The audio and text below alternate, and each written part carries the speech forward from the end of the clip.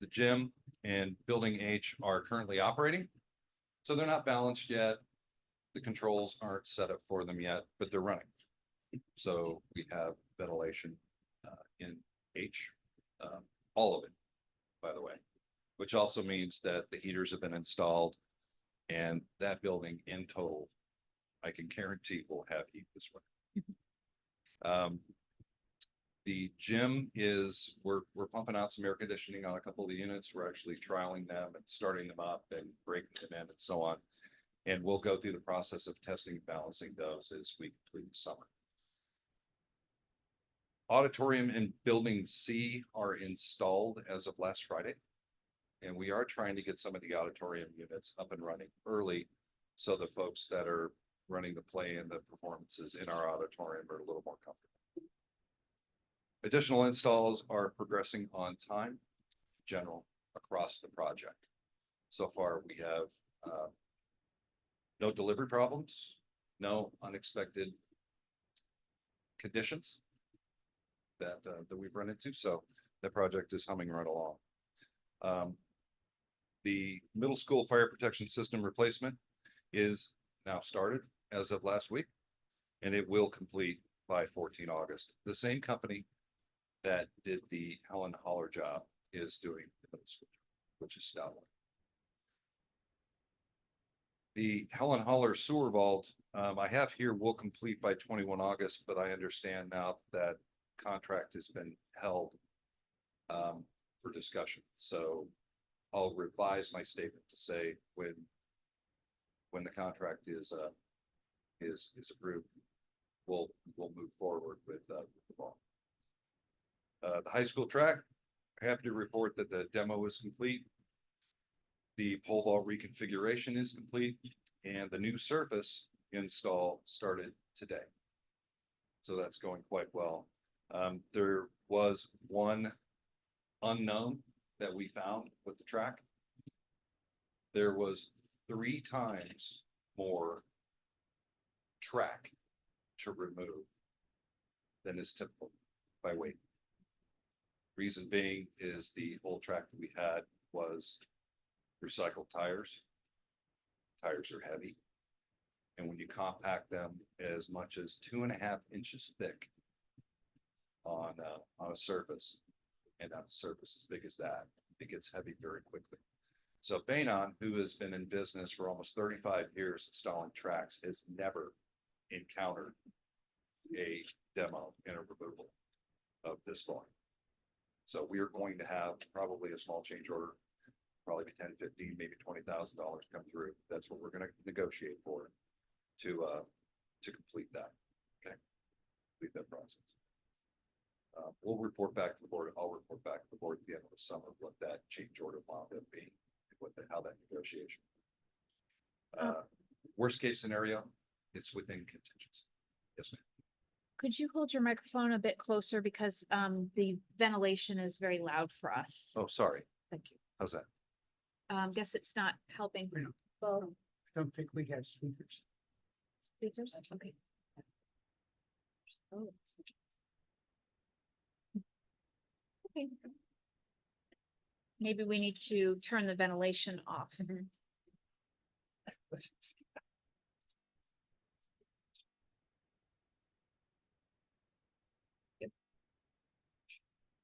we go. Oh, Much better. Great. Yeah, yeah. So on the horizon capital projects, the CTE building, we received the grant letter. And the high school A, B, C, and E flat roof installations through KCDA were finalized last week. We should be signing them this week. And they will begin in a couple of weeks, 2 or 3 weeks, pending receipt of material. Small projects. We established playground installation locations at Helen Holler and Gray Wolf for grant funded playground equipment. The equipment install started today at Gray Wolf. They'll go throughout the week, and at Helen Holler, they'll start next Monday. It's important to note that through the cooperation of the principals and some back and forth with the vendor, we were able to fit all of the playground equipment in the existing footprints of the playgrounds that we have. Instead of spending somewhere between $20,000 and $30,000 on the dirt work, the wood chips, the borders, and so on, to establish new playgrounds on those properties. So again, we were able to remove some old equipment with the principal's permission, and we're able to fit all of this equipment in the footprints they currently have. The high school portables and auto shop fence, gravel infill, and that's just to fill the bottom gap of the fence, because, not to get too technical, but the fence ground is not level. It goes like this. So we just infilled it, so folks that we don't want inside that fence don't get under the fence. Donated office furniture deliveries and disposals are complete. Again, we thank the folks that in Seattle that donated those to us. See a couple of those items here in the room, and that was quite a 3-day operation. So we're glad that's done. Summer projects in process. Helen Holler, the portables repair and paint. We're trying to get 2 of them painted this summer. It's going to be a stretch. We know we're going to get 1 done. It's patched and ready for paint now. So hopefully John can get to that. The varsity baseball score booth construction. That's kind of a long story. I'll just say it this way. We had some very nice folks start construction on a score booth behind the varsity field. It wouldn't have met city standards for code. So we volunteered to do it for them, and we're doing it now, and it's done. Essentially, we're just waiting on a door and some paint. Irrigation water, pump house, and sprinkler finish. Still working on it. So the good news is the pump house is almost ready to go. We had to get an address for the pump house itself so we could get a meter installed on the pump house. So that's the only thing we're really waiting on right now. We're going to run some line this week and tie it back to the middle school and take some of the old legacy line that is a question mark out of the picture. So we have a fully functioning system, or a fully functioning pump house that will serve 3 properties. So it'll be the high school, the middle school, and Holland. In other news, the Gray Wolf water distribution replacement was pushed to the summer of 2025. And the reason being is we were outrunning the levy dollars. In short, I mean, that's basically what was happening. We would have run those funds out by January, and that's not acceptable. So we pushed that work out to next summer. The 3-tab roof replacements are going to be requested via the Small District Modernization Program grant. And that we believe that they're a shoo-in, to be quite honest. But that's for fiscal years, I think it's 25 and 26. So we will probably see those contracts, if we're granted those funds, be let early next year, hopefully. The new Gray Wolf fence is complete. And again, thank you, Mr. Broker, if you're listening, for your donation. We very much appreciate it. And it looks great. So next slide, please. So a couple of pictures for you. I'll go left to right, top to bottom. So top left, the new HVAC units on the gym. Bottom left is the Banon crew pouring the new pole vault, which, if you remember, was realigned because the students were pole vaulting within 3 feet of that concrete wall you see in the background. And it wasn't ideal, put it to you that way. So next one at the top is the crane lifting the old HVAC unit off a C building. Below that is an example of the pile of debris that was removed from the top of the track. It's important to note that that pile that you see right there, that represents 20 linear feet of track. So every 20 linear feet of track, we had a pile that looked like that. Now there is a saving grace. Okay, there is a silver lining to this. The base layer was an unknown. We didn't know what it was going to look like. We didn't know if we were going to have to repave. We didn't know if we were going to tear it up, go all the way down to base and pave over it. The fantastic news is that when that base was laid well over a decade ago, closer to 2 decades ago, that is the best asphalt that Bainon has ever seen. Under a surface that was the thickest they've ever seen. So that's actually a blessing for us because that could have been a significant change order. The next one on top up there is the boardroom you're sitting in. The one on the bottom below that is the new Gray Wolf south fence. And top right is the new fire alarm panel at Helen Holler that replaced the museum quality piece that we left in the wall for now. And on the bottom there is the crane and the crew lifting new HVAC equipment onto the auditorium. Next slide, please. So this was, I drafted this obviously before the agenda was accepted. So Mr. Marfori, are you on the call?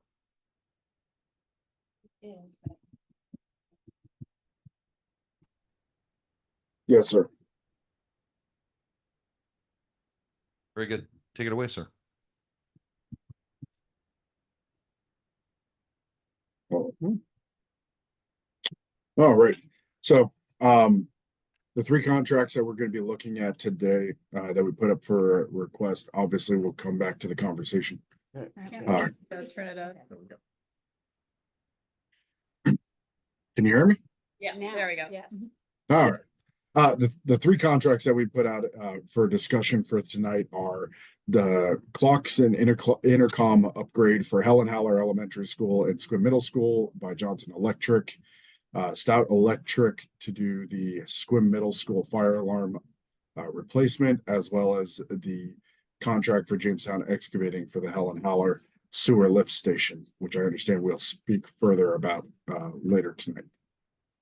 The intercom and clock upgrade was solicited, and as well as the Squim Middle School was solicited via public solicitation, in which we got multiple bids in, of which these two contractors were the lowest bid. Johnson Electric came in significantly below their competition. Stout Electric actually beat out Johnson Electric for the Squim Middle School by $8,000, which was only about a tenth. What is it? Sorry, 0.3% of a point between the two pricing, which was fantastic. Because then we know we're getting good pricing from the market.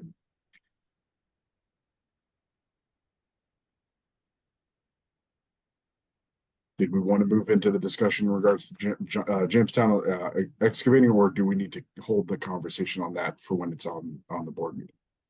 I think we could have that discussion now. Okay. So I'll just, Jamestown Excavating was solicited via Public Works. It went out to the public market, of which we received two proposals, of which Jamestown Excavating was 50% the value of the second competitor. So they were put forward for acceptance. Any questions?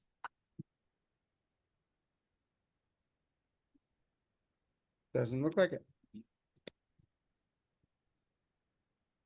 Was there a question from the directors on the board as to a conflict of interest? No, there's just, Director Jeffries is anticipating abstaining from that. So that's why we needed to move that as a separate action item. Thank you, Mr. President. Oh, okay. Yep, no other concerns there.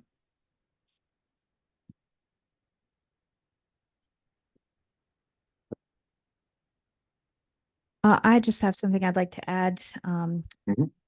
Along your report. I would just like to commend both Chris Marfori from Winnahaw and Director Sanos for managing our capital projects budget. We've had rapid movement in getting our bids in. We're getting competitive pricing. It's time to make decisions about how to get us moving on the trajectory we are, but it also does take the skill and the realization that you can outspend your levy dollars because you're only collecting those at particular times of the year with taxation. So I just would like to say a formal thank you for that deep dive, because they really have worked very hard to look at that in conjunction with Darlene Apland, working with them to give numbers. So we feel like we're in a very good position to know exactly what we need to continue to do and take advantage of, and where we need to pause, and that is with the Gray Wolf repiping project. So thank you all.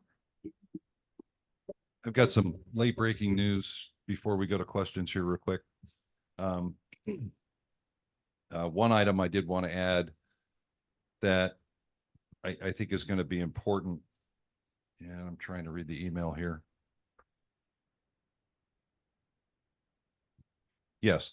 So for the first time in 15 years or so, over the next couple of days, we are going to have our light poles assessed and inspected. It's actually required, but it's been a while. So before we invest a little over $70,000 in retrofitting that lighting system, we're going to ensure that the poles that they're going to sit on are still viable. So that's first of all.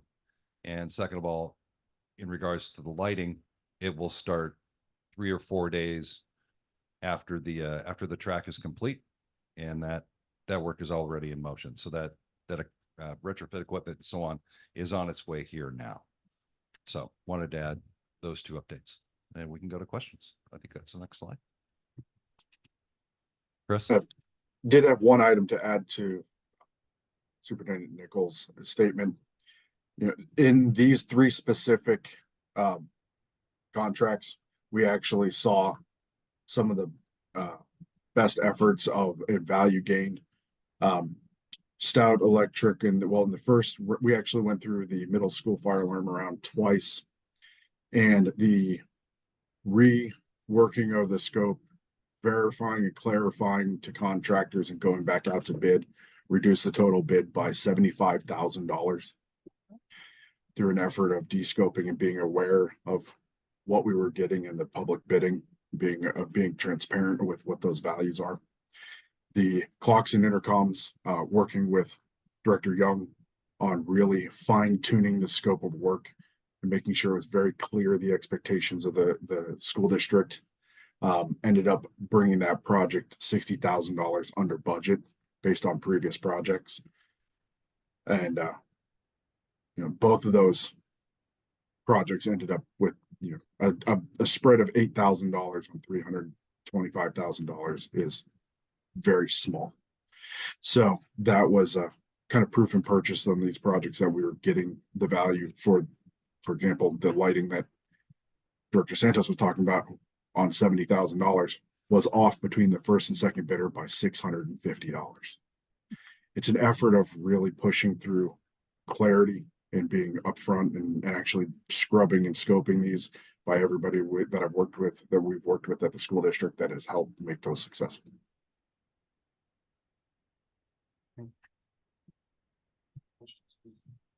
One question I had, and this might be more for you, Regan, but I'm just curious if, and I know time of year, it's summer and everything, are we gonna be doing anything special as it relates to the track, it being like officially done? Is there any kind of, I don't know, inviting a couple of track students to give it the first go or something? Yeah, just curious if we're gonna do anything with that. So we have talked about that, and our PIO, Megan Like, is going to be working on a ribbon cutting of some sort. So we don't have a plan well laid out yet, but we are anticipating celebration. Okay, great. That'd be great. I just have a couple comments I wanted to make. Is one, thank you so much for the detail, and I love the visuals. It really helps me to understand the transformation that's happening on our campuses, and it's just really great to see. I'd also say that, you know, when one chooses these vendors or contractors, I know there are a lot of things that go into it, but I also think it's a good thing when the fire protection system at the grade school and also at the middle school is from the same entities, so there's some consistency and understanding. So I think that's a really big positive. So Yes, thank you for that. And if you don't mind, I'll add to that. yeah. And what I'll add to that is the systems that are being removed were obsolete, unserviceable, failing or failed. And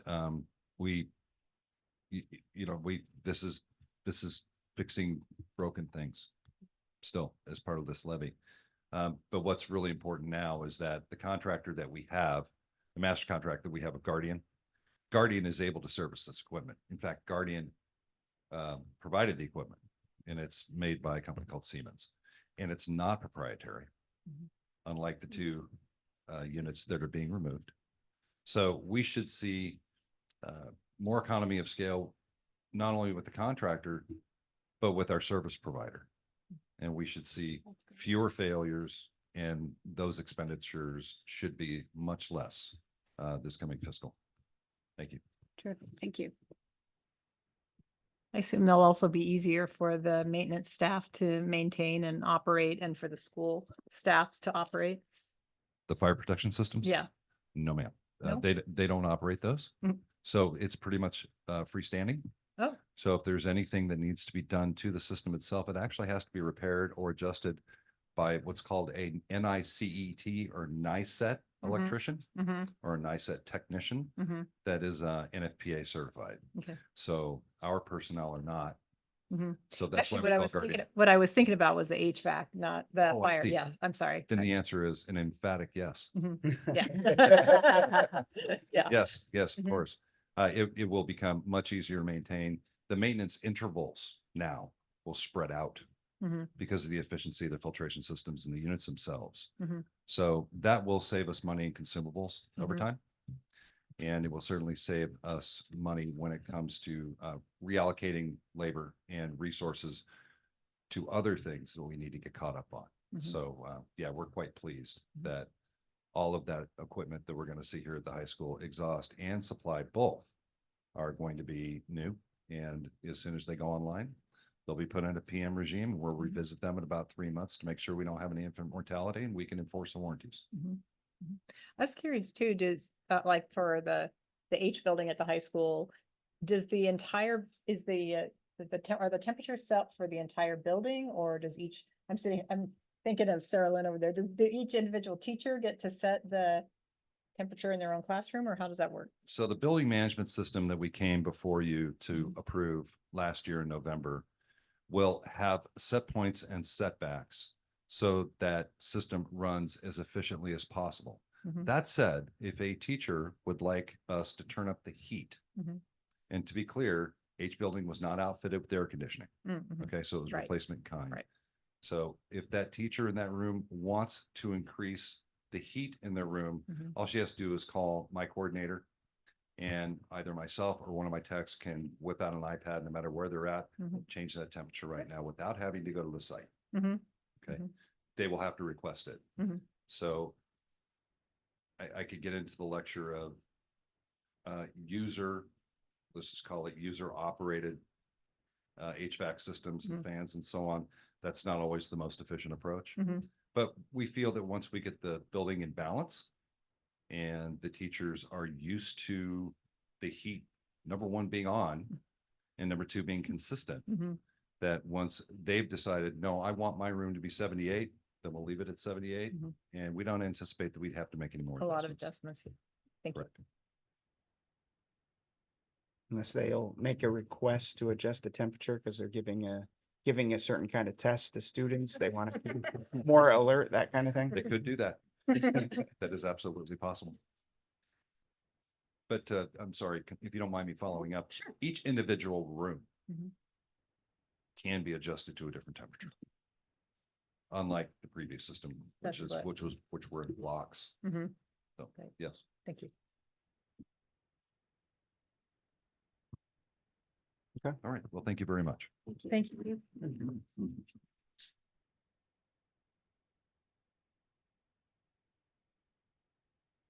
All right, next we have the annual special education report.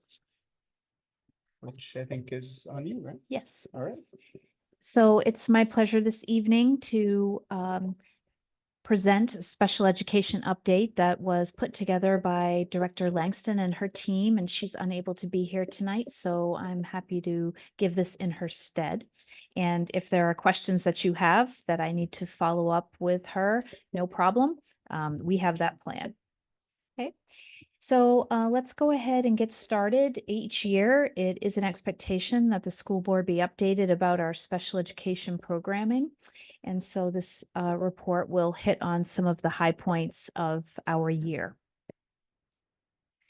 So as you can see here, we had a record high for special education enrollments in Sequim School District.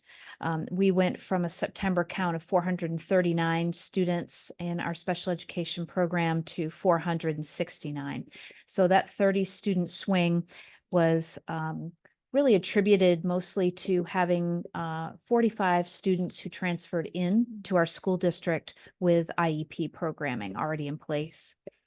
With transfer students, it's important to recognize that when a student comes into a school district with a special education program in place, the IEP needs to be reviewed within a matter of so many days, and it takes an entire team to evaluate that.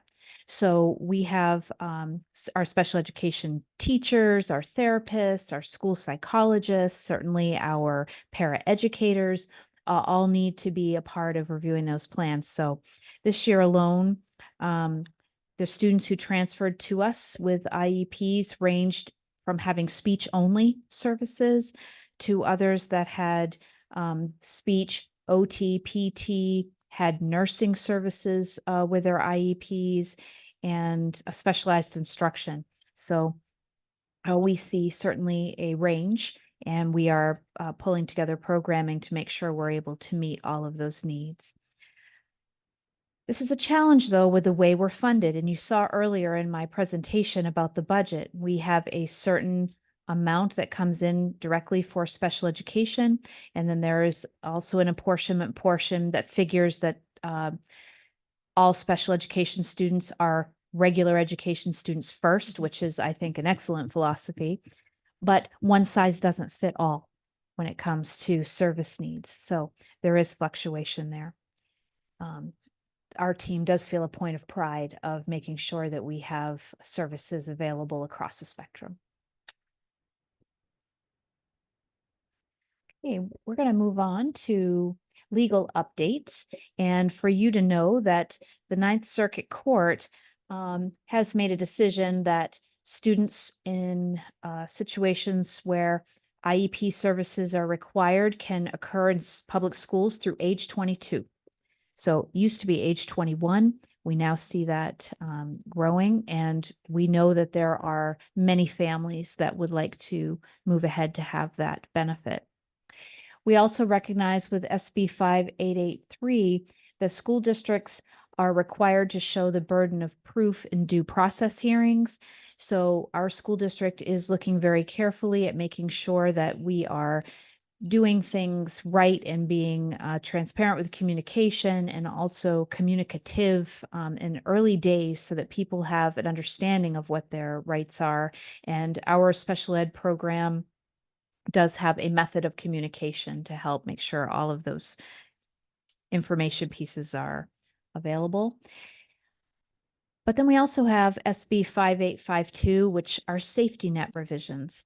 And safety net is a funding stream that can be accessed in Washington State if you have cases that you didn't expect in your school district and you need to apply for safety net.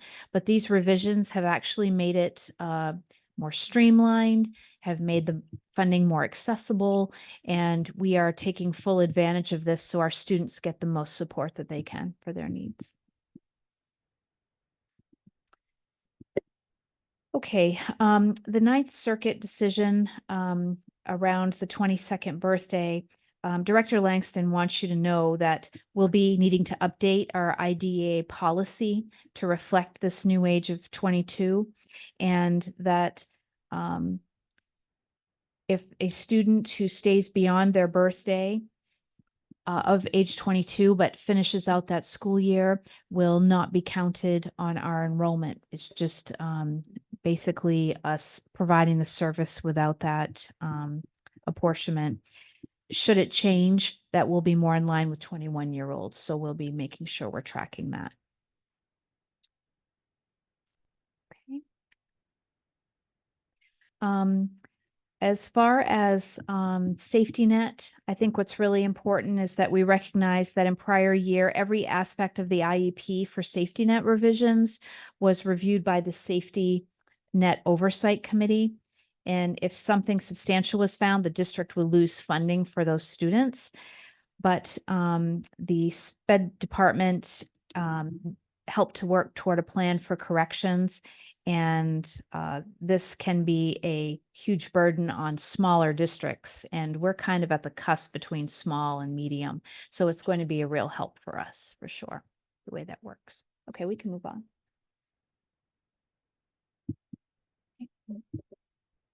Okay, let's talk about celebrations. So we recognize that at Haller Elementary, we saw that we had students with IEPs making significant growth. And so that is what we certainly have been tracking to do. And the data is showing us that through the CSIP, and you had your session where you were able to see that. For social emotional learning, we did have last year our Portable One project. We started that in November 2023 with a small grant and hoped to really engage our Kids at Hope philosophy and environment. And this initiative assisted 8 students who were at risk of suspension, expulsion, or incarceration. And we were able to keep them attached to our school and working toward goals.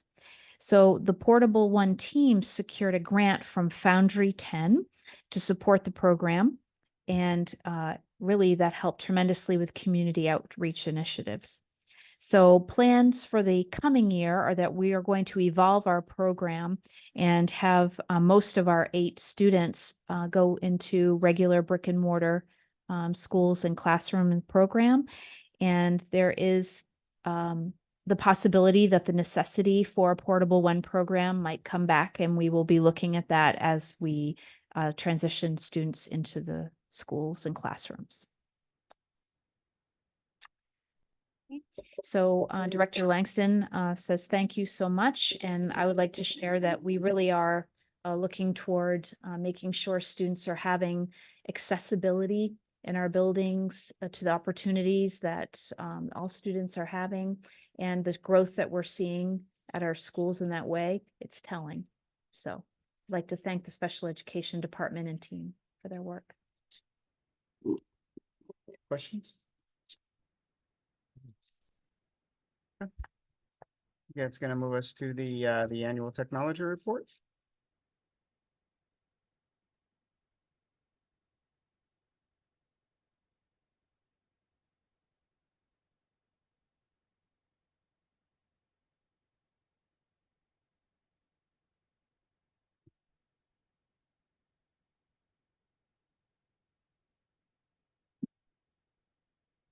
Hello, hello. I'm just gonna update the owl so it's not just looking at you guys. It's being finicky tonight.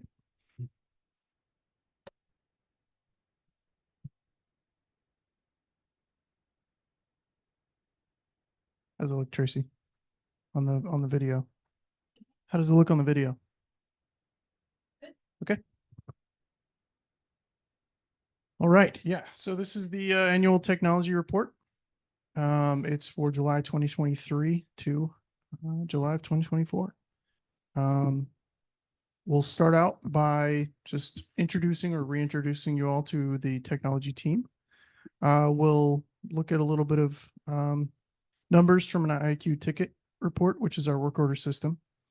We'll kind of give a little bit of we'll touch on some things from the last 12 months. We'll touch on what's going on now, some things that are coming up, and we'll finish with some question and answer. All right. So, school district's information technology department supports directly or indirectly every school and every department in the district, including staff, students, and even their families. It's housed primarily in district office, though we also provide on-site and remote service to staff and students. So our team is comprised of myself, Director of Technology, Maria Siebolt, our operational technology manager and data security manager. Scott Harmson, our network technician. Spencer Chisnall, an IT support technician, and Travis Manley, also an IT support technician. So I wanted to highlight Spencer and Travis here because they're our first line of support at the schools and sites that we service. So Spencer, he's the lead tech for the central kitchen, the district office, Grey Wolf, OPA, the high school, and transportation. Where Travis is the lead for Dungeness Virtual School, Helen Haller Elementary School, and Squim Middle School. I will say Squim Middle School probably has more tickets than all of Spencer's location combined, but they're working on it. They're promising us that they're working on it. From our ticketing system, in the last 12 months, not including any that were already open going into July of 2023, there were 3,410 new tickets opened. That's you can do the math. That's almost 10 a day if you include Saturdays and Sundays. If you don't, it's a lot more. If you take out summer break, you get the idea. We get a lot of tickets. So of those 3,410 tickets that were open in the last 12 months, we've closed 3,110 of them. Of the 300 that remained open, we have 21 of them sitting there waiting to get a reply from the person who opened them. The other 289 we're working on, or we're aware of it. So of those tickets that were opened, over 1,000 of them were for repairs of student laptops alone. Many additional repairs were made on devices that were received on tickets that were received prior to July. So not counted in that 3,410 number. At the start of the 23-24 school year, we were on a directive where we focused the vast majority of our technicians' times on repairs of student laptops. We even hired a temporary repair technician to assist in the work because we needed to get more devices back out into the field. And then among the remaining open tickets, most were service requests from staff or internal work orders between technology staff. So one of the things that we've really wanted to focus on is how do we protect student laptops? And so one of the things that jumped out in some analysis with district leadership and with principals and with technology staff to reduce the number of student devices requiring repairs, the middle school is working with district leadership to institute significant changes. The district's also pursuing an option to store the laptops in classrooms rather than sending them home for the middle schoolers. Future purchases of laptops are also going to take additional protective measures into consideration.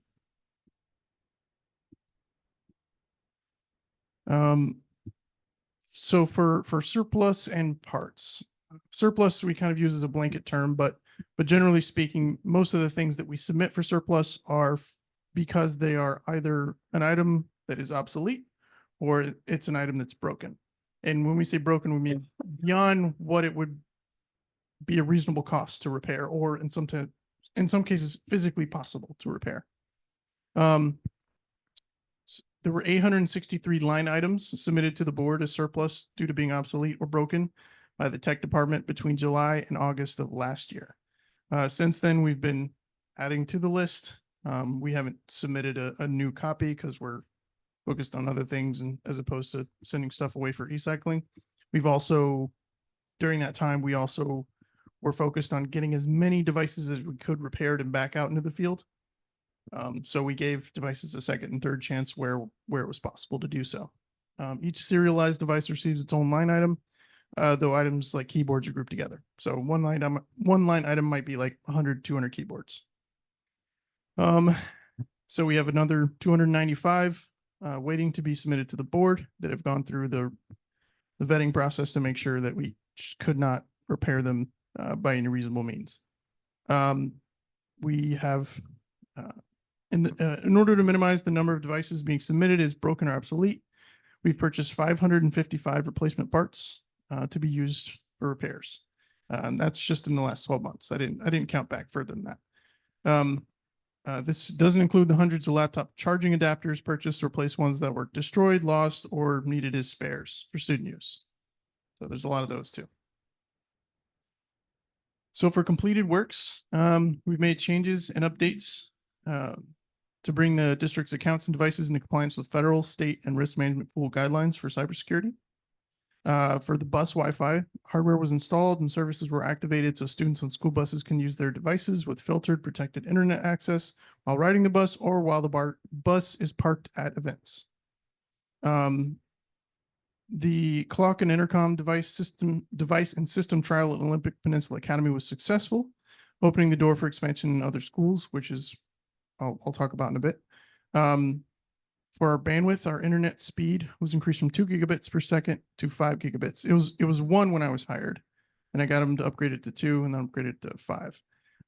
It doesn't cost us anything extra because of the way we get our internet service through a public organization. Our internal 10 gigabits of bandwidth was extended to our wireless access points, which now have a minimum of 2.5 gigabits. So it just means we can handle more devices without the wireless struggling, which we've gotten some positive feedback on. Leasing. So the district has undertaken its first lease of student computers as a batch of 500 laptops for the middle school, co-funded by CTE and the general fund. Those devices have arrived and will be made available for 7th and 8th grade students at Squim Middle School in the upcoming school year. So here's some pictures. That's not all 500 new laptops. That's just a section of them. Then we have some aging inventory. Some of those devices I'll talk about as we get to the end of the presentation. Small snippet of the clocks and intercoms. Those are being set up and prepared so that when they get installed, they'll already know where they're supposed to be and what extension number they have and all that fun stuff. Some fresh installs of operating systems on the computers are a standard process during the summer. And we also have some piles of devices needing repairs that were vetted at the end of the school year by the library staff and some volunteers. So yeah, got a lot of work to do. So of the works underway, we've got some that are capital projects funded.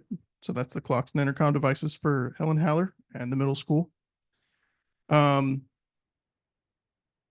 we've also got the labor side of the project, which will be the installation of the devices and some additional required cabling. We've got new primary and secondary backup hardware because our backups were end of life. We've got integration of new device management platform for phones. And we're also supporting the new building management system and its network components for the high school. For non-capital projects, as we mentioned before, it's our first foray into device leasing. We've done some segmentation of the district network to improve the performance of the phones. We've updated the testing software so that we're in compliance and can hit the ground running for the first week of school when schools are going to be testing. There's some website updates underway. Continuing to prep for the cumulative switch in spring. The ASB card readers have been refreshed, which has been a point of struggle for the high school and the middle school in recent years. And collaboration with HR and transportation, that's in regards to onboarding staff, and transportation, that's with their new bus ridership and some of their routing systems. So some things that are still to be done, funded by the capital levy, we've got to replace some end-of-life servers. We're looking at upgrading the internet access or network access at Grey Wolf and potentially transportation to high-speed fiber optic. We're looking at doing that through E-rate, which will give us about 70% discounted off the rates, which would be great. And then we've got workstation cabling replacements and upgrades for most rooms and areas across the district. So we got the big sort of elephant in the room for technology, and it's not just us. It's every school district, every institution that uses Windows 10. Microsoft has announced end of support for October of 2025. So we're good for this school year. But as soon as that rolls around, basically we won't be able to keep using those devices and for them to remain secure and in compliance with the various guidelines and regulations that apply. And just for some numbers, 507 of our 541 staff computers are not Windows 11 capable. None of the student devices at Grey Wolf most of the student devices at Helen Haller, the middle school is mostly good. The high school is mostly good. And then McKinney-Vento, all the devices we've issued, not Windows 11 capable. Most of the devices we have in IT storage to be issued, not Windows 11 capable. None of the Sodexo food services workstations are Windows 11 capable. And 3 out of your 5 laptops are not Windows 11 capable. So we'll have to get those replaced by next October. Can I just Absolutely. pause here? I really want to bring attention to this point. Director Young and I have started discussing this issue, I think, for the past 2 to 3 months. We know this is going to be a significant budget need for next year, the following year. So please just be advised, we're going to be talking about plans, strategies for moving this forward. And this also is just another area where compliance with federal state standards, it's an expensive endeavor. And what I will say is I certainly hope that as we move into new technology devices, that we're not going to hear, excuse me, in 3 to 5 years that we have to replace those too, because cybersecurity is becoming such a challenging endeavor. We also want to be ahead of the curve because you can replace your technology with something that is relatively traditional, not knowing what's coming next. So one thing Director Young is doing for us is getting a move out with really staying on top of AI. And this fall, our state Superintendent Reichdahl is really pushing an AI conference in 2 different areas of the state. And we're going to have to be attentive because we've got this other demand coming, very expensive one. Thank you. And then, so just from a budgetary perspective, it's not to say that we have to pick one of these 4. It's not to say that we can't Frankenstein some of these together. It's not to say we couldn't do something else entirely, but these are just some ideas. There's the option to upgrade all the non-Windows 11 devices to Windows 11 capable. That's the blank check option. So if we come across some fantastic grants, hey, that would be great. There's reallocating all the existing Windows 11 capable devices. Got some pretty significant drawbacks because we're going to have way fewer devices than we have now, which means we're not going to be one-to-one anywhere. Means the teacher workstations are going to be student computers in most cases. So it'll be a challenge. The sort of middle of the road option is strategically purchasing Windows 11 capable devices and trying to address the most significant needs first. That's probably going to be where we build up from. I would like to use capital projects levy funding to replace devices, but realistically, there's nothing in the current levy that would be eligible for that purpose. So the soonest that could happen would be in the next capital levy. So hopefully that makes it into the plans. And there's my contact info. And yeah, I want to open it up to you guys to see if you have any questions. I'm wondering for laptops that we are leasing, Yes. who is going to be responsible for repairing them if they are broken? So I was able to negotiate advanced device replacement warranty on those devices and still at a very competitive price. So for those devices, we'll be able to get parts shipped at no cost, no extra cost to the district.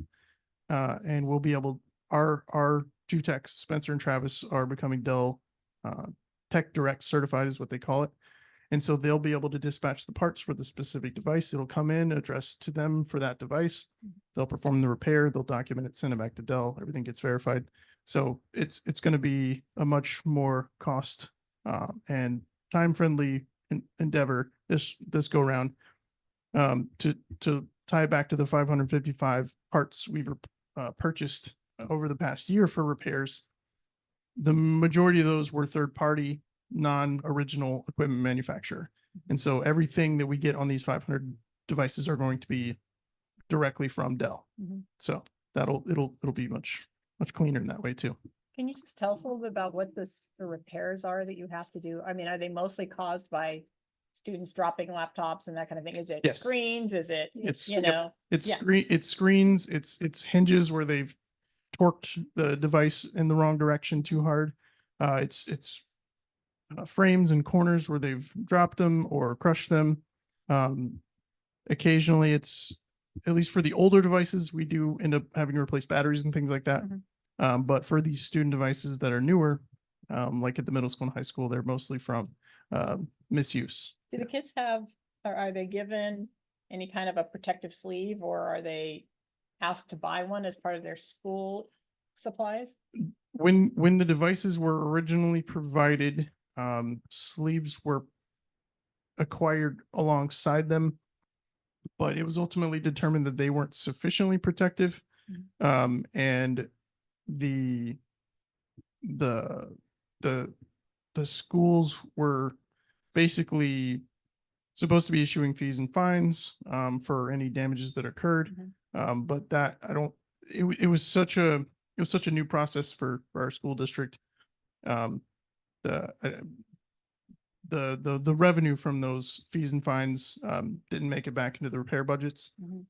So we've done what we can, but I think it really feels like Regan's working really hard with the principals to address some of those concerns this year. Yeah, I don't want to harp on that, but I did have a follow-up question to that because Sure. it is kind of interesting. Is one possibility that they won't be able to take them home? Has that been part of the issue, is taking them home where a lot of things happen to a laptop? Especially for the middle school, yes. We find much fewer repairs needed at Grey Wolf and at Helen Haller. At the high school also, but maybe it's just a maturity thing. Maybe they're just slightly more mature enough to not, destroy the devices they do check out. I would say not only taking the devices home, but also just the transit between classes even, kids just, if they put them in their backpack, they're mishandling the backpack. If they're carrying them separately, it's just any number of cases. Go ahead. Can I add something here? A couple of things I just want to bring to your attention. We sent out a technology survey, you may remember. And when we got the feedback from that, parents were divided about whether laptops needed to come home or not. And actually, there was significant support for having laptops stay at school, except for times when maybe a student needed to check out a laptop because they often have a device at home.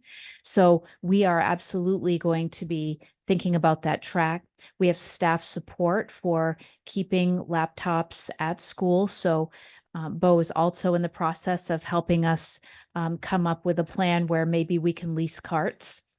Carts are expensive. They're at least $2,100 all the way up to probably $3,500 or so. Right. But I mean, we can get deals on more affordable ones, Okay. but it's so we're looking at that as well. I will say this too. It's really important to distill what a laptop is good for accomplishing. So there are times when teachers really want the laptop device because there's something in class that they would like to facilitate. And we have students showing up with a laptop, but it's not charged. And so teachers are held back from being able to facilitate the lesson they would like. So we really want to teach the protocol and behaviors so that when students go through middle school, they have a readiness factor. It's right there. It's well taken care of. And then when they get to high school, hopefully it's developed skills about being prepared and making sure your laptop is seen as a device that's worth always having. So we're working on it. Can I ask one other question related to that?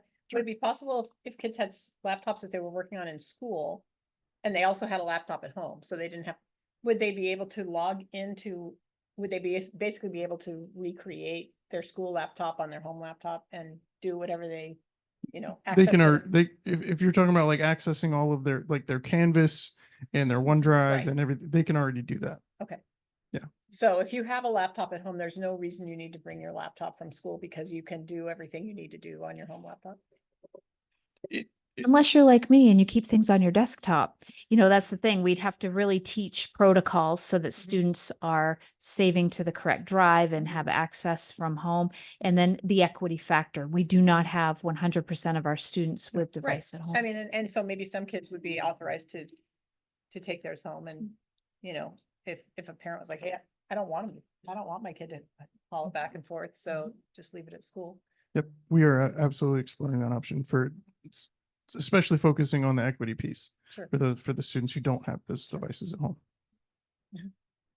Regarding the upgrade or the transition from Windows 10 to 11, is that going, and so I think I heard you say that that's not just a SQUIM school district problem, that's gonna be school districts everywhere, correct? Not just school districts. It's Yeah. enterprise, businesses, everybody. Yeah. If Everybody. you want to keep using Windows 10 device after October of next year, you're gonna have to contract with some third-party security company who's going to develop their own proprietary software to keep your device secure, because Microsoft has said, Right. good luck, have fun.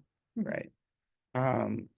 So is this additional cost to, so, I mean, well, I guess my next question is my guess is that it's probably disproportionately impacting like districts like ours that Yes. already may not have the state-of-the-art technology everywhere to begin with, right? Because that's more devices we have that aren't capable to be upgraded, correct? That is correct. Yeah, I would say forward thinking we would benefit from planning into our levies, funding for making sure we're staying on top of the replacement cycles, because the general fund just doesn't get enough dollars to do it. Okay. But there's a lot of other districts, I assume, that are in pretty much the exact same spot as we are. Absolutely. Essentially. And so I wonder, is this on folks' radar anywhere else, like whether it be OSPI or Yes. other, where it's, Yeah. where we're like saying, is there a way that we can find common solutions? Yes, and so I've networked with other school district directors through ESC 114. Okay. And the various Kitsap districts and other districts out on the peninsula are kind of in a similar boat, not only with for those who do have Windows 10 devices, although most of them are Chromebooks for students. Most of them are also Windows 10 for staff, so they're in kind of the same boat. They just don't have the same number of devices to replace. And then, of course, with Chromebooks, you have a built-in replacement cycle, because every device's end of life. It's pre-scheduled when the device is first released, so it's not, you're not going to get surprised like kind of how we were here. So, and they're also it's the same group that's concerned about this is also concerned about AI. So we're all sort of petitioning OSPI to give some guidance on this. Okay. Great. Thank you. Were you gonna say something? Just that we have discussed that this is not going to be a problem that isn't apparent. And so we are hopeful that advocacy related to this endeavor will help us to be proactive and maybe see a funding stream to assist school districts in dealing with it. Yeah. Okay. Was the upgrade from 10 to 11 free through Windows? If the hardware inside the machine is eligible for it, yes. Also, our laptops aren't capable of handling the Right. Gotcha. Yep. Thank you. Yep. Go ahead. I just wanted to mention, I have a neighbor who's substitute teaches, came to class, had problem getting onto the computer, and she was really impressed with the service and speed at which I think Travis got there, got her up and running so she could teach the class that day, and she was very happy with tech support. Yes, thank you. We do get a lot of positive feedback on Travis and Spencer. They do fantastic work.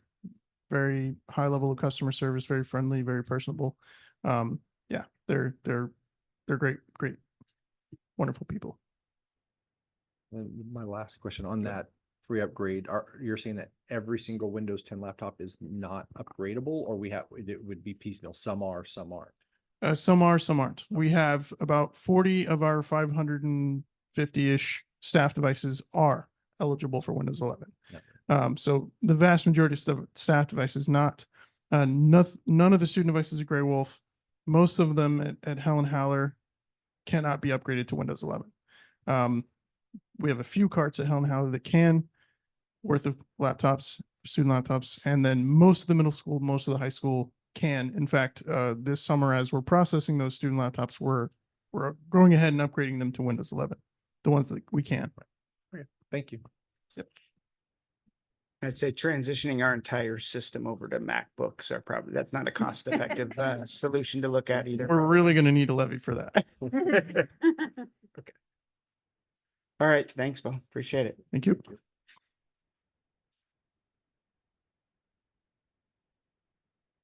All right, and we have a finance and enrollment report, I believe, coming up next. Victoria.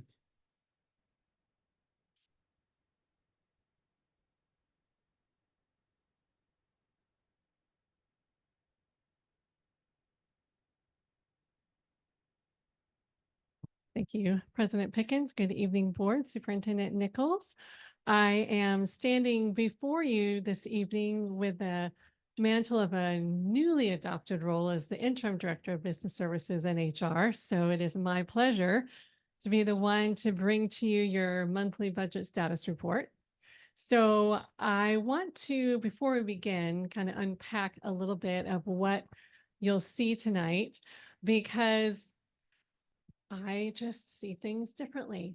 So I have to look at numbers and pictures. I need to look for things like trends so I understand where we're standing. So my own personal work in bringing this to you tonight made me realize perhaps you might be a little bit like me and you might want to see some numbers and pictures and some trends.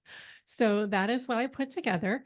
In your board packet, you have this, which is a little bit more of an in-depth report, has more narrative, has maybe a little bit more information than what this slide deck has this evening. But what I'm going to present tonight will pull out the key points that are necessary, that are typically part of our budget status report. So let's dive in. Oh, let me turn this on. There. So this is our budget status report. And as you have heard us say many times, fiscal health is crucial to the district's ability to offer quality educational services to students. From attracting and retaining skilled teachers to maintaining and improving our facilities and offering our enrichment programs. And as you know, enrollment is the driving force behind our funding. So this is just a graph that depicts what our enrollment has looked like over the past several years. This dates back about 9 years. And you can see we aren't quite at our pre-2020 levels. We're working on it, but we've got a ways to go. This graph gives you a 3-year comparison of our enrollment. You can see that the last 2 years really closely mirror each other. So we'll wait to see what the trends look like. Is this something that, are we stable now? Are we going to continue to grow? We'll have to wait and see. But the last 2 years have been pretty closely aligned with one another. So we have our 5 funds. Superintendent Nichols did a great job of thoroughly going through all of those funds with you during the budget report. So we are going to dive into each of these 5 funds, look at our expenditures, our revenues, and our trends for each of those funds. And firstly, we'll go through our general fund. This general fund includes resources from local, county, state, and federal sources. These revenues are generally used for financing the operations of the school districts, such as classroom support, special education, food services, maintenance, and transportation. This is a chart that depicts our 3-year revenue trend. So it shows you where we are in June of each of the last 3 years. And the last column kind of gives you a sense of how we compare to last year at this time. So our revenues are up about 4.8% from last year this same time. And that's what this chart is meant to depict. Kind of gives you a sense of where we were and where we might be going. Let's see, did that slide? Okay, good. So this is our expenditure detail. This is something that you're used to seeing. You'll recognize this as a standard piece of each monthly report. And as you can see, overall, we have expended 95% of our budget. The year-to-date column, just so you know, does include funds that have been encumbered for each of our expenditures.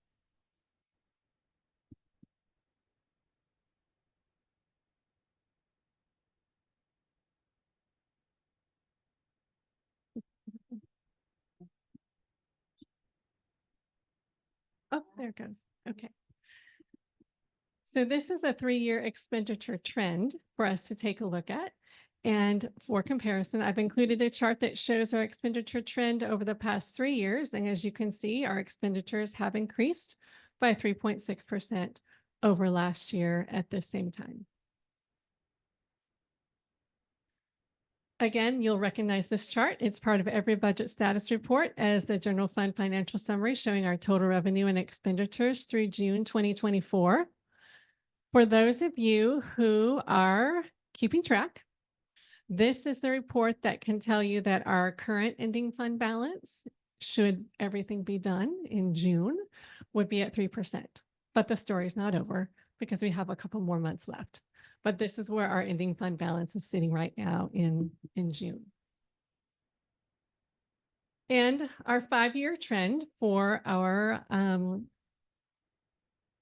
general fund balance shows why we have been so focused on trying to strengthen our financial health. It shows that our fund balance isn't as strong as we'd like it to be. And it kind of shows you where we've been in the past and where we might be trying to head for the future. And finally, this is a total fund balance comparison. It gives us a snapshot of our monthly fund balance trend over the past 3 years. As you can see, we are currently trending slightly lower than last year at this time. No surprises, just it's another tool to lend context and to have us watching. ASB fund. This fund is used only for the purposes that relate to the operations of the district's associated student body. Here's our financial summary for our ASB fund. Currently showing revenues and expenditures for this fund. And as you can see, for June 2024, ASB fund showed an increase in revenues over expenditures year to date by about $33,000. Again, a lot of it has to do with timing when we're doing our fundraising. Maybe we've collected a lot of student fees and maybe we haven't expended them yet. So it's a matter of timing why the fund looks like the way that it does. Here's a 5-year trend for our ASB fund. That looks like a good chart, huh? We like those. Our debt service fund again. This is just a fund that we watch. The financial summary for our debt service fund and our 5-year trend. Our capital project fund. Financial summary for our capital project fund. This is a fund that you will see activity in this summer. I think as Mr. Sanos pointed out, I think as Superintendent Nichols discussed as well, our capital project fund is going to get rather busy. And you will be seeing the expenditures reflected against the balance in this chart in the coming months. Our 5-year trend for capital projects. And our transportation vehicle fund. Our financial summary. And our 5-year trend. And that is our budget status report for June.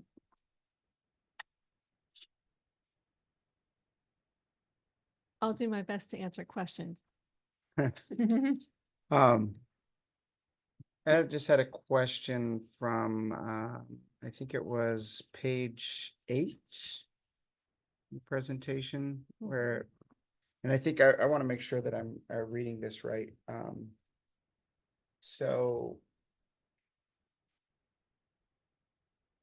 no, it's not page 8.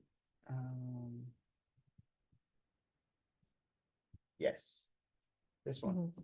So I do like the snapshot as to, or the comparison where it says 2022, 2023, 2024, but also the percentage, because it really quickly, you can just take a look to see how things are trending typically in the month of June, if I'm looking at that right. Correct. And so if I'm looking at that, I would say one thing that might catch my eye, just very high level, is, oh, okay, so we're 22% higher on our expenditures for June 2024 than we were the previous year. Am I reading that right? Under You're looking at contractual contractual services? services, yeah. Okay. And I'm just assuming there's probably a reason for that. There's something that is either been anticipated or not anticipated, but I just want to make sure that that's kind of the high level reading of that we should be looking at, and I'm picking out those details properly. You are reading it correctly. Okay. And as far as why that 22% is the way it is, I didn't dive into that Okay, to check it out. But you're right, it is something that makes us go, right, let's take a look at that. okay. Yes. And I guess the other question is, which I think you already brought up, which is when we're looking at comparisons or where we're at year to date. I think you said that does, even because especially since we're talking about June here, that it already does calculate encumbered expenses. It as does, well. Okay, correct. perfect. Thank you. And I wouldn't mind hearing more about where we're at contractual services, since that's one. So if that's something we can check into. We'll get back to you, but I will say that you just heard our special education update. Sure. And we've had many services that we have contracted, so I'm suspecting that that will be something that we'll discuss with it, but we'll get you an update. Yeah. Great. Thank you. Thank you. Any other questions? No? Yeah. I really appreciate the format and the thoroughness. Yeah. Yeah.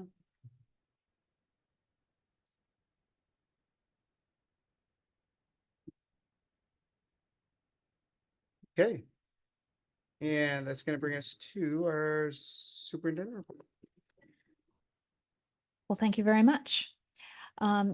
Just to get started, I would like to just simply let everyone know out there that our Board of Directors did meet with the City Council of Sequim, and that occurred on June 25th. That was a very productive time for you to be introduced to each other and talk about some higher level interests that the board and the City Council may have in conjunction with each other.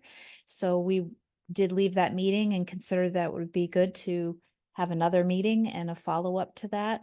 There was a sharing of strategic plans and future issues that each of you will be facing. So I certainly appreciate your participation and I found it productive. Also, I had occasion to meet with Jamestown Sklallam Tribal Council, and that was a virtual meeting. And they welcomed me as a guest because I let them know I'd like to speak about future funding opportunities that we might be able to partner with the tribe on. And so they have been very gracious to set up an in-person meeting that will be happening this month. And I just would like to take this opportunity to thank them, because not only were they very attentive and appreciative of a presentation about possible ways that the tribe could continue to support the school district, including some substantial considerations for capital projects in the future.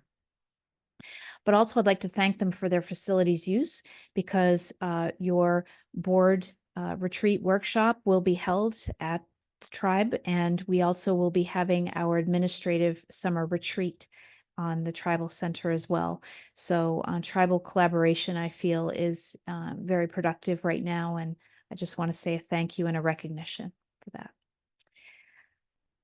We are going to be having a presentation in just a couple of more segments of our board meeting regarding naming of facilities.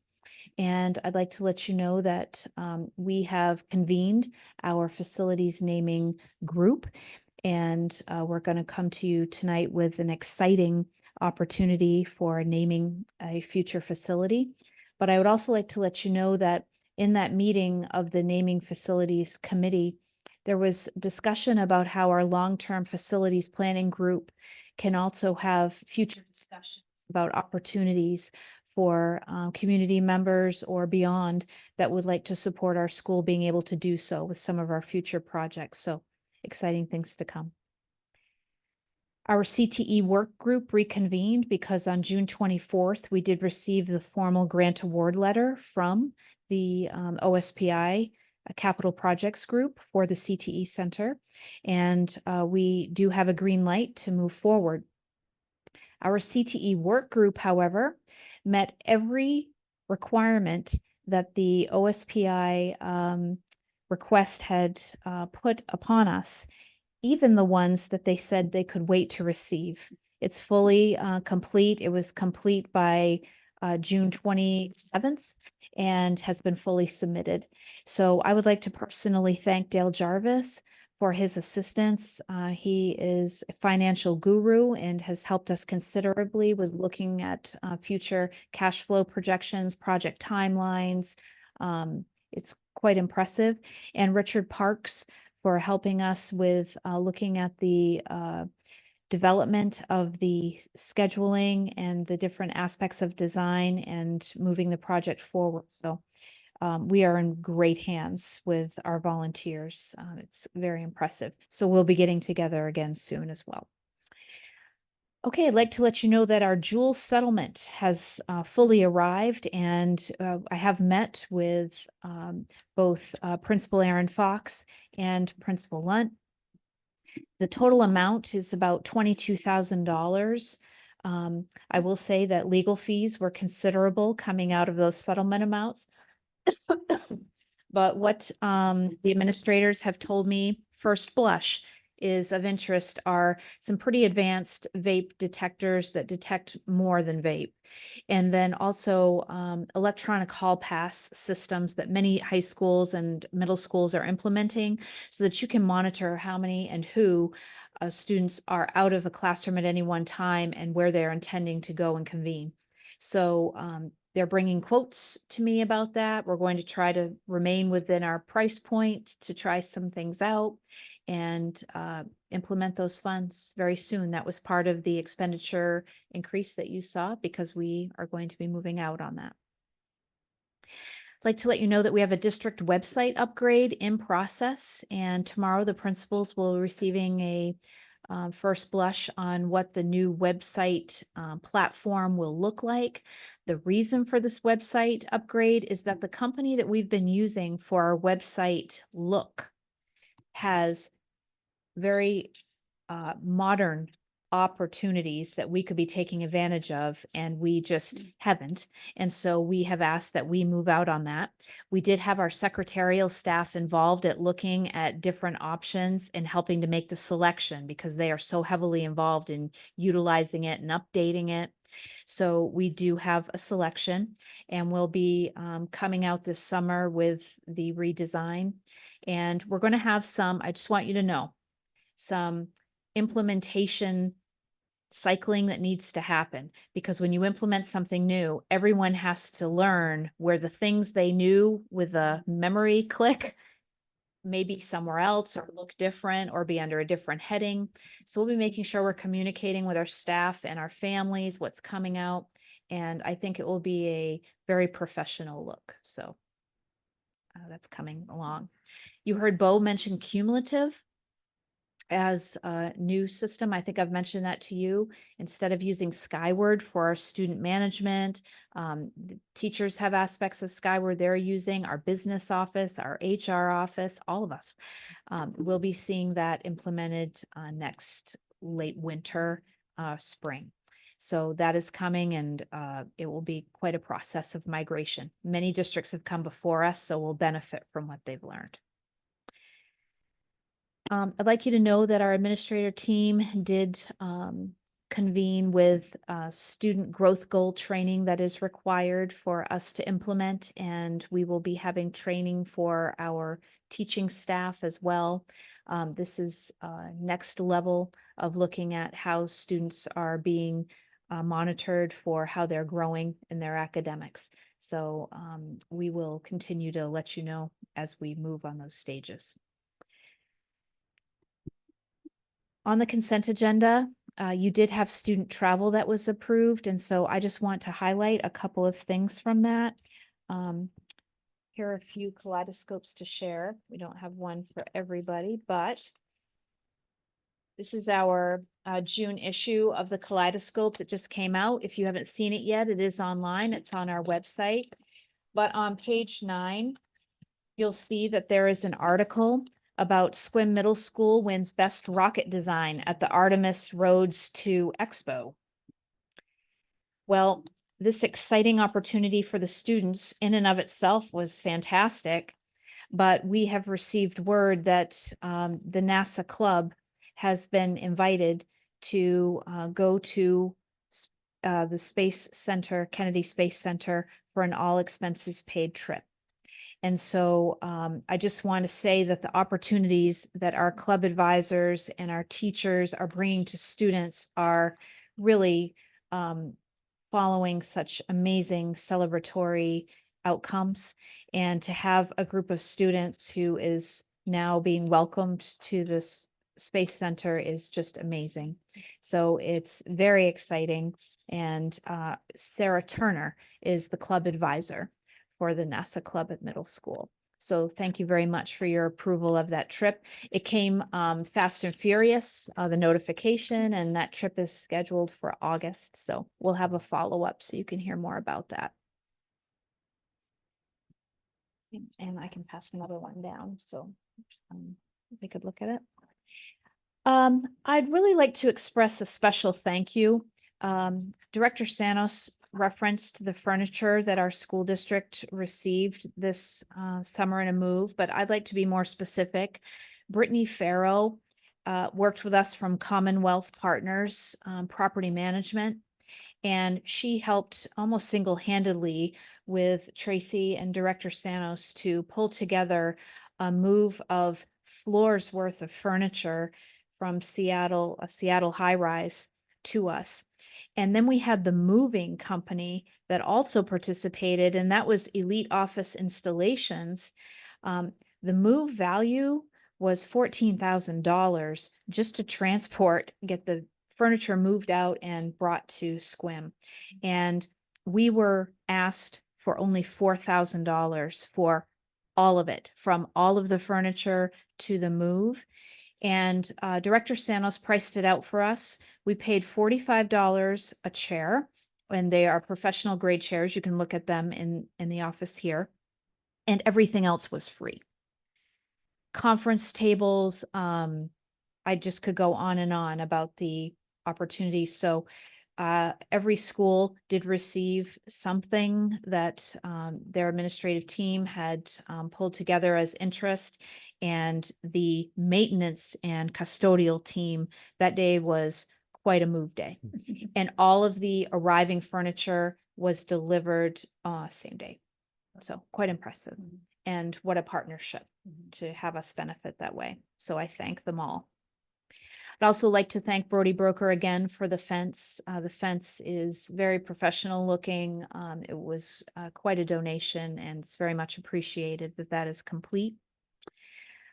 I also would say to you that it's going to be really important as we move forward into next year that we recognize the community partnerships that keep taking shape.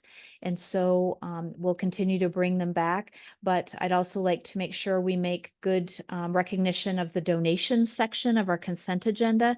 And tonight we had donations from 2 entities for McKinney-Vento students. So once again, our community has stepped up. And that's my report. Thank you very much.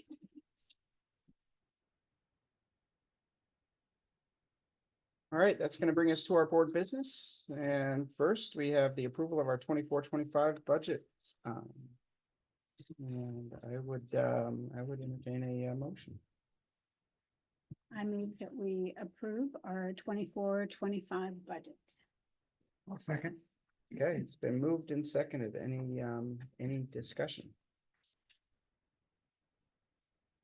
One just small housekeeping thing that I just noticed that we can just make it, if there's no objection, we can amend this as housekeeping. I think it does on the signature page on there. It does list Patrice Johnson as vice chair. And so I want to Correct just, that. yeah, We will correct that. yeah.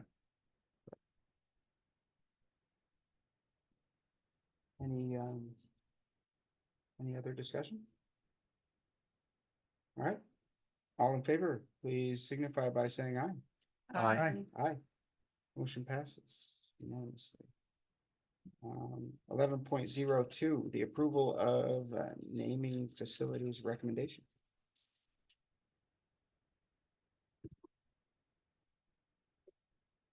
Well, it is my pleasure tonight to bring to you a recommendation for the naming of the new CTE Center that we have recently received the Local Community Project Grant Award for. The name that I am bringing to you this evening is the Ramponi Center for Technical Excellence. We are fortunate tonight to have Mary Laura Ramponi and Phil Castell in the audience with us. And Mary Laura Ramponi approached me about wanting to support the school district in really focusing on CTE. And the reason for this is certainly one of family legacy, and also that it was clear that our school district was moving forward in an exciting venture and way through the CTE Center. And so she brought forth a proposal that she would be very supportive through a significant donation of $1 million toward our CTE Center of Excellence, and was very interested in being at the front end of this opportunity, because the opportunity is fresh and new, and knew that being at the front end could be very helpful and advantageous to our school district to get started and take flight. So what I'd like to do is read a biography of Mr. and Mrs. Ramponi, so you can get the feeling and understanding of where the support for CTE comes from. And I'm so glad you're here in the audience tonight so that you can hear this. And we, of course, will be moving forward to see what the board's feeling would be regarding the name of the Ramponi Center for Technical Excellence. So let me read to you about the Ramponis. Mary Laura and Louis Ramponi married in 1966 and spent all their working lives in Sonoma, California. They owned and operated an electronics store that sold and serviced TVs. It was a small store, and the two of them ran it with additional help as needed throughout the 28 years of their ownership. Mary Laura also trained in the medical field and worked in a doctor's office for a number of years. Louis and Mary Laura were both very social and enjoyed their interactions with the public. Louis served on the Sonoma County City Council for 8 years and served a term as mayor of the city also. Giving back, history of that. In addition, they were active in other business and social groups, and both served as officers in several. After selling the store in the late 1990s and traveling to virtually all the states in various motorhomes, they kept on returning to the Sequim area at different times of the year and decided to make Sequim their permanent home once they gave up living on the open road. Louis never had a formal education beyond high school, and as he was involved in TV repair, he valued the trades. Prior to his passing in 2013, they had made provisions where the bulk of their combined estate would be left to assist students who wished to pursue a trade, whether it be an electrician, plumbing, automotive repair, building, or other hands-on employment. When Mary Laura heard about the Sequim School District Center of Technical Excellence, she realized that this was exactly the kind of project she could direct some of her estate to while she was still alive and honor Louis' memory for many years to come. Thus, the Ramponi Center for Technical Excellence.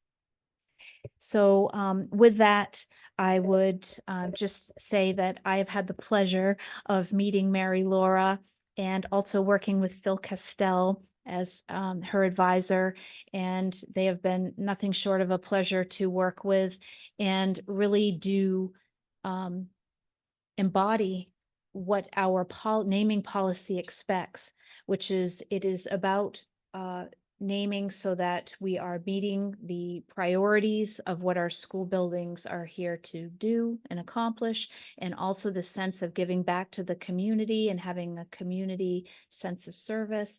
And our committee was unanimous in this recommendation to you tonight. All right. I got goosebumps after reading that. Oh, wow. Good stuff. Okay, so with that, I believe we'll do a motion. Do we have somebody that wants to make that motion? I move that we name our new CTE center, the Ramponi Center for Technical Excellence. All right, do we have a second? I'll second. All right, discussion. I just want to say a tremendous thank you. My gosh, Thank you. what a just a visionary decision, and for you to be able to see your money being put to use now and to see the students being able to benefit from it, I'm sure will be very rewarding to you as well. So thank you so much. And we will do our absolute. Well, we're very grateful, and our students will surely benefit from that. So thank you so much. Yeah, I'll share the same. It's just amazing and so generous. So fantastic. Okay. Any further discussion? Okay, all those in favor, please signify by saying aye. Aye. Aye. Motion passes unanimously.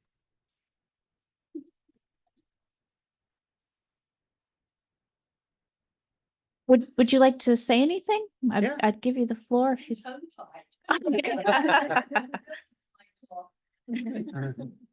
Bill, anything you'd like to share?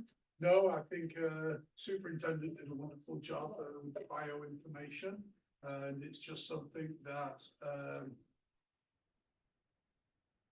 the family is very thrilled to be able to be contributing in such a meaningful way, because with some of our other funds is going to help individual students via scholarships, where this is going to be for the whole community, covering a much broader range of needs as well. So we're just all for it.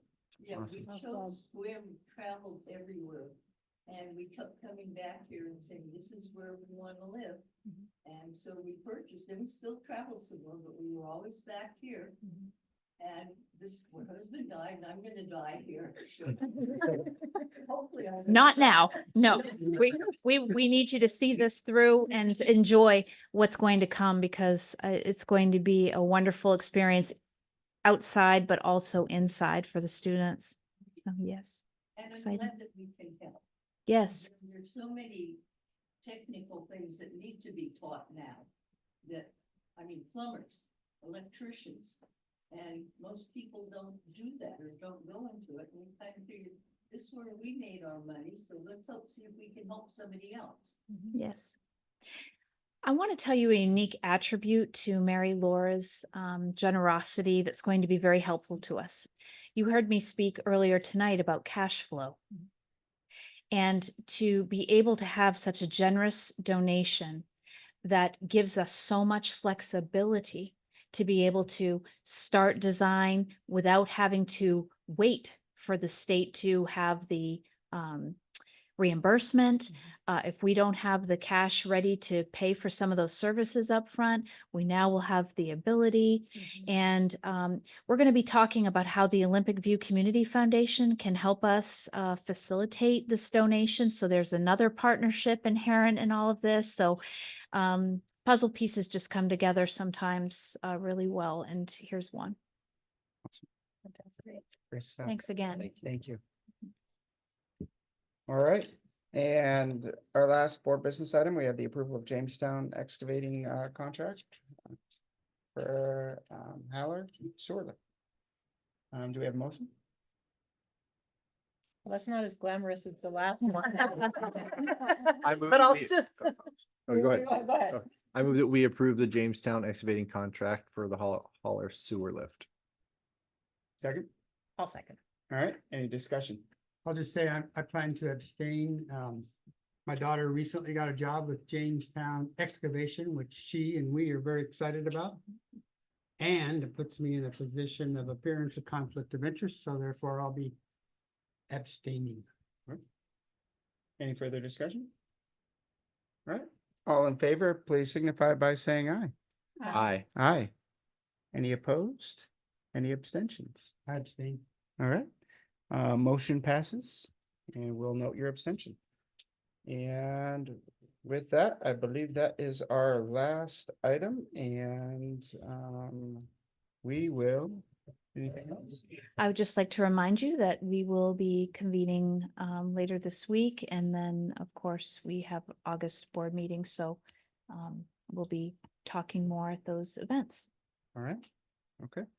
So So, I'll just mention if you have any suggested amendments you want to make to the current WASDA legislative proposals that are online. We have a deadline coming up in not much time, so I've sent emails about what to do, and if you see something, please let me know.